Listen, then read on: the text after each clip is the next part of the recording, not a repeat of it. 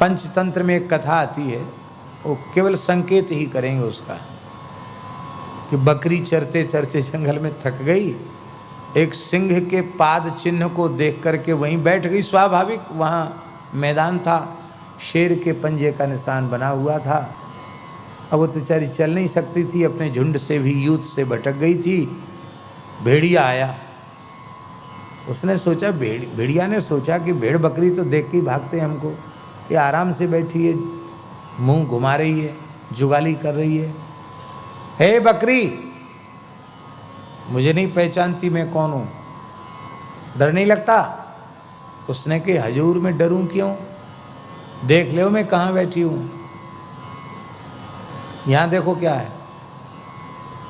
अरे तो बनराज सिंह का चरण चिन्ह है, इसी की सुरक्षा में बैठी हूं, कोई लांघ न जाए, किसी का पैर इस पर न पड़ जाए, नियुक्त हूं यहां, इसकी सुरक्षा में नियुक्त हूं। भाग गया भेड़िया डर के मारे, सिंह के बहुत नजदीक है। ऐसी करके एक एक करके सबको उसने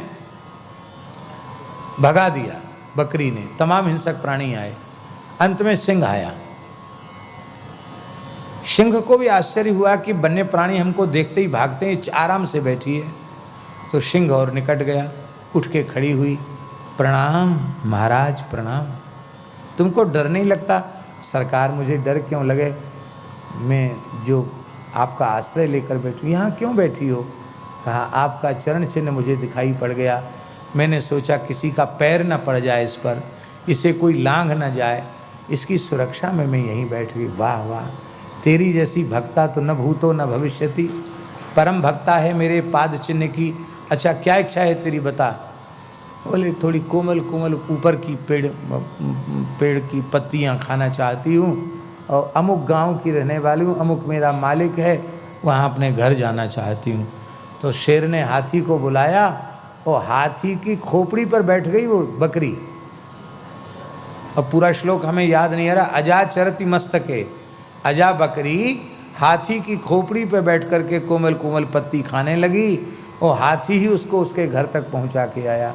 अरे भैया, एक हिंसक प्राणी के, बनराज सिंह के पाद चिन्ह का आश्रय लेने वाली बकरी हाथी के शीश पर चढ़ सकती है, तो साक्षात भगवत चरणारविंद का आश्रय लेने वाला, उनकी शरण ग्रहण करने वाला भला किससे डरेगा?